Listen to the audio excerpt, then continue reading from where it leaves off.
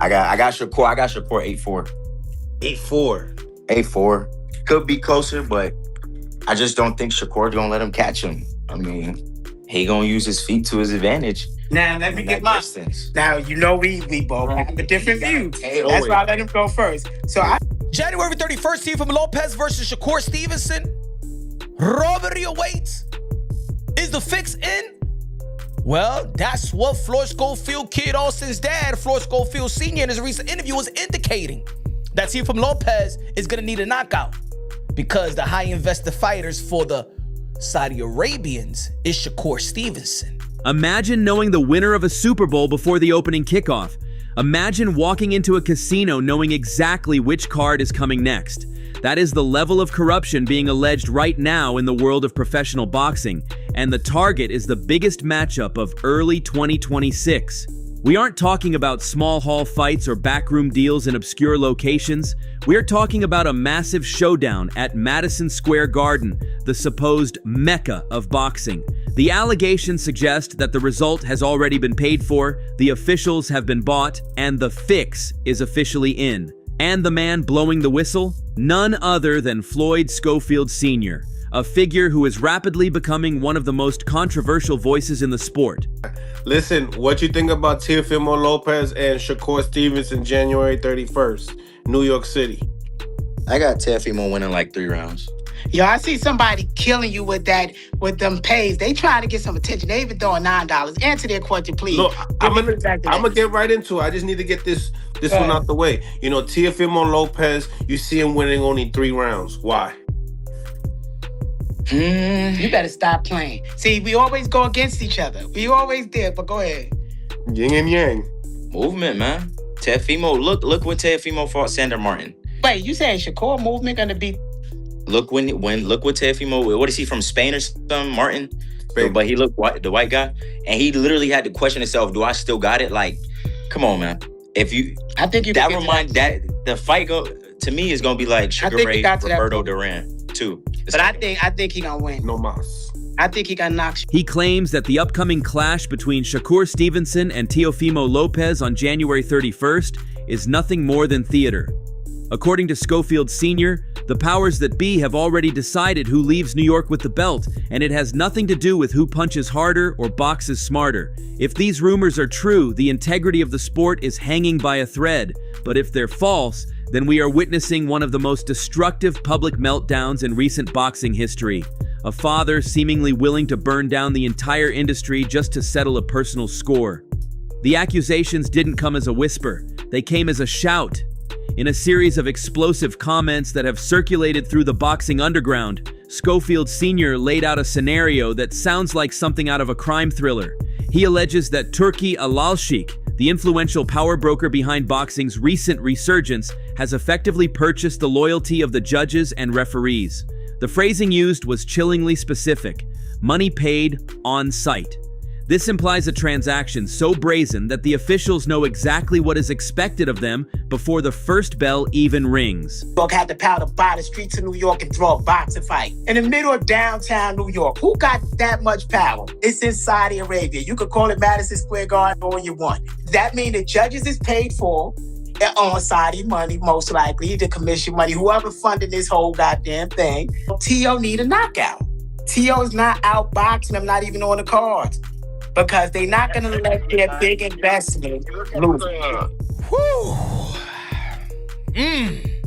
Do you believe it? Do you believe this conspiracy theory? Now, I'm going to say this. As we all know, y'all already know y'all tuning into Punch Drunk Boxing, a.k.a. Mr. Moo Shine himself.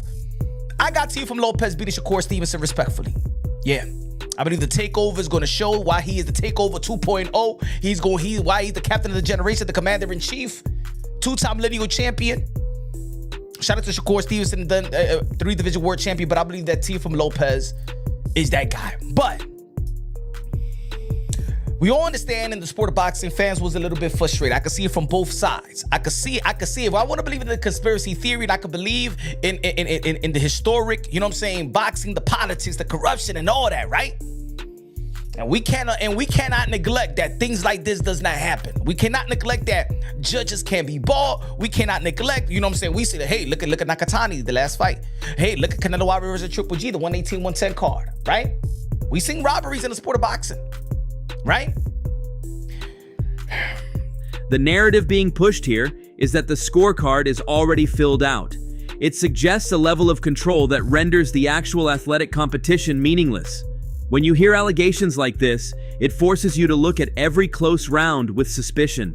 Every slip that gets called a knockdown, every warning from the referee, suddenly looks like part of a script. Schofield Sr. is essentially telling the world that the fight is a performance, not a competition. He claims that the investment in Shakur Stevenson is so high that the powers that be simply cannot afford to let him lose, regardless of what actually happens in the ring. What makes this accusation even more jarring is the location.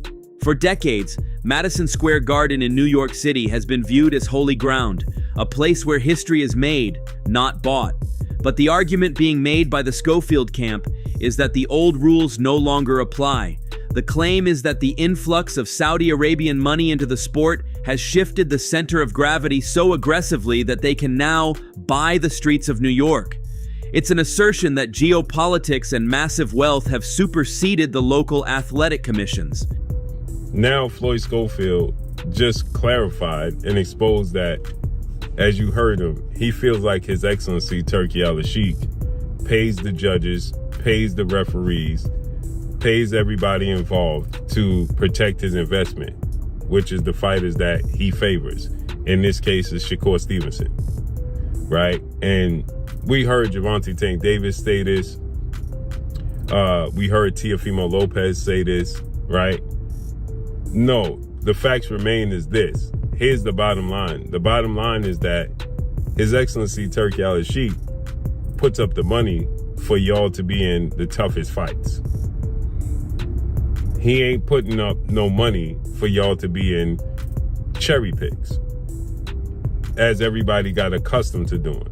No, when he puts up the money now, he puts up the money for y'all to be in big fights, in 50-50 fights, and you stand a chance to lose, period.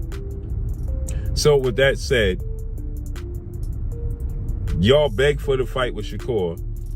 Shakur obliged you. Turkey decided to concede and pay you, and y'all blew it. And now he's saying that Teofimo Lopez, because His Excellency Turki Alalshikh is with Saudi Arabia, and now they have so much power, and because of the relationship between the United States and Saudi Arabia, who can shut down New York City, who has the power to do that, and now he's going to pay the judges, and Teofimo Lopez is his investment. He don't like Teofimo Lopez. Teofimo Lopez made some ridiculous comments about Turki Alalshikh and his faith, his Muslim faith, and he's going to get robbed now. This creates a terrifying picture for boxing purists. If the influence of a single investor is strong enough to override the oversight of the New York State Athletic Commission, then no venue is safe. The allegation is that the event might physically be in Manhattan, but operationally it's being run as if it were in Riyadh. It suggests that the home court advantage, or the neutrality of a historic venue like the Garden, is an illusion. Schofield Sr. is arguing that the reach of this money is limitless, capable of crossing oceans and borders to ensure that the preferred narrative plays out exactly as planned, right in the heart of the American sports media capital. Every style got a counter style. The turtle shell is easy to crack. Easy. But you gotta know how to crack. You gotta know how to crack it. You gotta know the position of the feet in the zone to be in. Every style got a counter style. You gotta know the 5 styles of boxing. Teofimo barely beat Lomachenko. What that mean? Lomachenko ain't that good of a fighter to me. You don't think he better than Shakur? He got losses and only have a handful of fights. Anybody else had 14 fights and lost 3 times. They say they a bum. That's true. And I'm not saying he a bum. I'm just saying let's stick to the same rules for both sides. I'm sticking to neutrality. I don't rank him as one of the greats. I don't check him like, oh, he's a great fighter. He did great things. He lost to C-level fighters. But you don't think people think he's better than Shakur? Lomachenko? They could think because everything is propaganda now. Top ranking them, you know how much money they spend doing that marketing to get him like that? To make y'all believe that? That didn't happen by luck. It was a lot of marketing dollars lying, to do man. that. These are big businesses making revenue through these products they build in these fighters. So, nah. Yeah, that is true. Cause I ain't gonna lie. If I had a record of 14-3, they'd be like, man, if you don't. Anybody had that. But they invested hundreds of millions, so they had to, they invested millions, so they had to stick with the game plan and keep pushing this product to get the bigger fights. And that's what they did. It's simple business. But no. So, where does this leave Teofimo Lopez? If you believe the narrative that the judges are compromised, then the strategy for the fight changes completely. Schofield Sr. has stated bluntly that Teofimo has zero chance of winning a decision. In his view, Teofimo could outbox Shakur for 12 straight rounds, hit him with everything but the kitchen sink, and the scorecards would still read against him. This creates a knockout or nothing ultimatum. It forces a fighter to abandon caution and hunt for a stoppage, knowing that leaving it in the hands of the judges is a guaranteed loss. This is a dangerous mindset for any fighter, especially against a defensive wizard like Shakur Stevenson. Shakur is known for his elusive style, his ability to make opponents miss and pay. If Teofimo enters the ring believing he has to knock Shakur out to get a fair shake, he might take reckless risks that play exactly into Shakur's hands. By spreading this theory, Schofield Sr. is arguably planting a seed of doubt that devalues the fight before it happens. If Shakur wins by decision, the critics will say it was rigged. If Teofimo gets desperate and gets caught, they'll say he was forced into a trap. It's a narrative that removes credit from the winner no matter the outcome. To understand why these accusations are flying now, you have to look at the bad blood simmering beneath the surface. This isn't the first time the Schofield camp has thrown wild allegations at Shakur Stevenson's team. Not long ago, Floyd Schofield Jr. was scheduled to fight Shakur, a matchup that promised to be a breakout moment for the young contender. But the fight fell apart in spectacular fashion, dissolving into a mess of bizarre excuses and conspiracy theories. At the time, Schofield Sr. claimed his son was poisoned by a cream used by the opposing team, a story that sounded more like spy fiction than sports medicine. Never ducked no fight from them. We never pulled out a fight from Shakur. None of that from none of that team. All that propaganda is false. And my son was really poisoned. And the British board took his license. So we got to clear all the propaganda up. Them boys don't want to fight us. Junior says that make that fight happen. Is that something They don't want to fight us. Would you do it in the States, or like are you saying you're not going to do it in Saudi? But They you would not do it in the gonna States? fight us. They not gonna. All right, if I was playing devil's advocate, if Turkey, everything. We can't say that they're not going to fight you guys, though, right? They not gonna fight us, Turkey man. said I'm we- telling y'all don't believe what we went through in camp. I'm not saying Shakur did it before anybody run. But preparing for the Shakur fight, everything I said was true. Everything. From cops being called, SWAT saying we kidnapping kids in the middle of the night, guns to our head, tires getting slashed, gear getting stolen, passports getting shredded, get poisoned. All of this is real. So why would we want to? Yeah, been telling people this. They act like I'm making up some shit. Why would I want to go back in bed, not saying Shakur did it, but whoever don't like that fight? Why would I want to go back into that atmosphere and then put myself in Saudi Arabia? If I'm going to go back in that atmosphere, I'm doing it in Texas. We on fair ground. Because I'm more powerful here where I'm at. I'm a boss here where I'm at. I'm not going to somebody else's place where they the boss because I already seen what they did in their house last time. Why would I do it again? Somebody showed they could touch me there. Why would I do it there? There were also stories about lost passports and mysterious illnesses, a chaotic sequence of events that led many fans to believe the Schofields were simply looking for a way out of a fight they weren't ready for. That history is crucial context. It establishes a pattern of behavior. When things don't go their way, or when the pressure mounts, the narrative shifts to corruption, foul play, and dirty tactics. By reviving these tensions now, Schofield Sr. isn't just analyzing a fight, he's continuing a feud. He's doubling down on the idea that Shakur Stevenson isn't just a rival, but the beneficiary of a corrupt system that protects him at all costs. However, there is a massive hole in this conspiracy theory, and it's staring everyone right in the face. The idea that Turki Alalshikh is rigging fights to protect Shakur Stevenson assumes that Shakur is his favorite fighter. But recent history suggests the exact opposite. Just months ago, Shakur and Turki had a very public, very messy disagreement. Shakur voiced his frustrations, feeling undervalued, and the two traded barbs that made it clear there was no love lost between them. Shakur even had to issue public clarifications to smooth things over. Honestly, I look at it this way. I feel like for somebody that big to be trolling me and he never done this to a fighter before, it let me know how great I am. I'm on his mind, and that means Turki cares a lot about me. So I look at it. Every fifth tweet is some sort of like, I feel like a subtle dig at you, or maybe not so subtle. Yeah, I don't look at it that way. Okay, for him to sit there and do that to me makes me just, feel as though that I'm that high up. So I appreciate him for showing me that much love and attention. I saw a picture. You were with him yesterday. Yeah. Was that yesterday, that picture? Yes. There it is.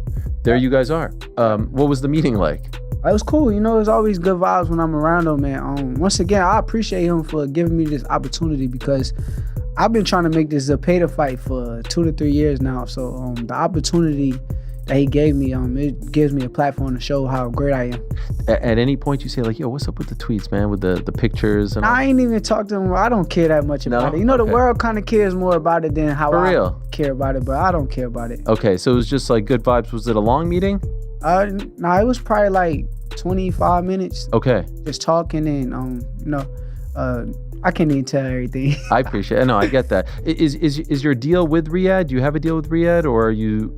Yeah, I kind of got a deal with Riyadh too, but after this fight, I'm kind of free to do whatever I want. But if he's going to continue to make the biggest and most competitive and best fights out there, I definitely don't mind doing it. Does that sound like a golden goose that the investor is desperate to protect? Usually, when a promoter fixes a fight, it's to protect a star they have a seamless, lucrative relationship with. But Turki has built his reputation on making 50-50 fights, the kind where big names actually lose.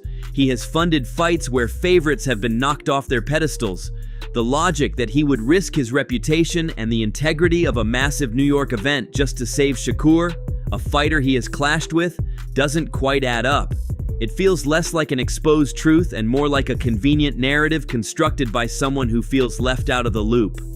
The real tragedy of this situation might not be the alleged corruption, but the career suicide being committed in real time.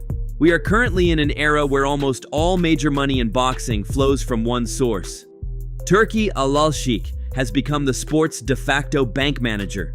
He is the one writing the checks that make the mega fights happen.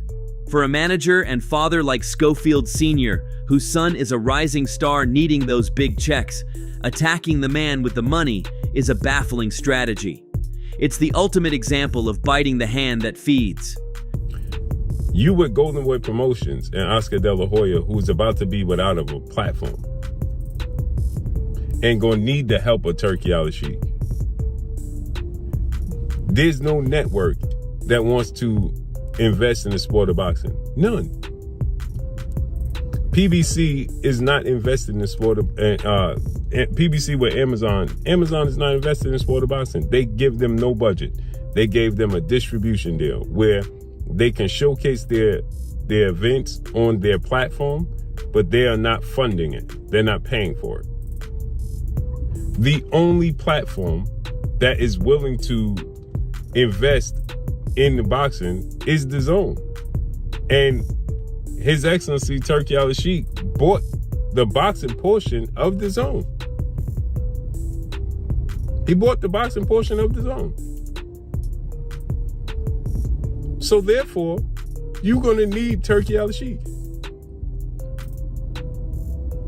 You're going to need Turki Alalshikh.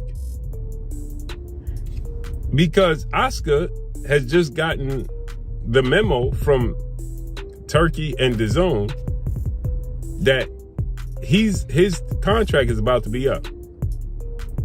And if he don't make this fight with Virgil Ortiz and Jerome Boots Ennis, they ain't willing to invest and renew with him. They're tired of dealing with the antics from Oscar De La Hoya. So therefore, promoters like Oscar De La Hoya, who represents Schofield Jr., are in a delicate position. They need Turki's funding to keep their businesses afloat and their fighters active in marquee events. When a parent goes rogue and accuses the primary investor of criminal behavior, of rigging fights and bribing judges, it makes the entire team radioactive. Why would Turki Alalshikh want to do business with a camp that publicly slanders him? This outburst doesn't just hurt Schofield Sr.'s reputation, it potentially puts a ceiling on his son's career, locking him out of the biggest opportunities just as he's entering his prime. You doing all this and you biting the hand that feeds you. You gonna need Turki Alalshikh for your son. This ain't about you, this is about your son. And that's where you going wrong. You're making it about you. And you putting out allegations that's ridiculous. So you making it about you. It's not about you. It's about your son and his career. So you making these wild allegations that Turki Alalshikh, those are serious allegations that he's paying the judges and the commission and the referee off to protect his investment. Okay, so when you turn around and Oscar, because you can't fund your son fights. You ain't doing what Bill Haney doing. Moving your son throughout the sport of boxing, you can't do that. You can, but you're not. So therefore, you putting your son in a bad position. Because when Oscar De La Hoya need a budget for your fighter, for your son, he gonna have to go to Turki Alalshikh. And why would Turki Alalshikh then want to work with you when you made these allegations against him? The court of public opinion has been swift and brutal. Scroll through the social media forums and you won't find many people buying into the fix theory. Instead, the overwhelming sentiment is that Schofield Sr. is crashing out. Fans are labeling this as sour grapes, the bitter ramblings of a man who fumbled the bag when his son pulled out of the Shakur fight and is now trying to stay relevant by throwing stones from the sidelines. There is a growing fatigue with this kind of drama. Boxing fans are tired of excuses. They are tired of hearing about poisoning, stolen passports, and paid-off judges. They just want to see the best fight the best. The consensus is that by trying to discredit Shakur Stevenson, Schofield Sr. is actually revealing his own insecurities. It looks like fear. Fear that Shakur really is that good, and fear that his son missed the boat. Instead of building hype for his son's next move, he's spending his energy trying to tear down the main event, and the fans are seeing right through it. In the end, these allegations leave us with more questions about the accuser than the accused. Is this a legitimate whistleblowing moment from someone on the inside, or is it the final desperate act of a boxing dad who doesn't know when to fold his cards? Accusing a major global figure of fixing a fight at Madison Square Garden is a bell you can't unring. It casts a shadow over the January 31st bout, ensuring that controversy will reign supreme regardless of the result. But more importantly, it serves as a stark warning about the volatile mix of family, money, and ego in combat sports. The fight in the ring will be settled in 36 minutes or less, but the damage done by these words might take a lifetime to repair. But what are your thoughts on this latest controversy? Do you think Shakur Stevenson is being protected by Turki Alalshikh? Let us know in the comments. So that's all from today's video. If you enjoyed it, remember to leave a like, subscribe, and ring that bell icon so you never miss our upcoming videos. And don't forget to share your thoughts in the comments section. Stay tuned and we will catch you in the next video.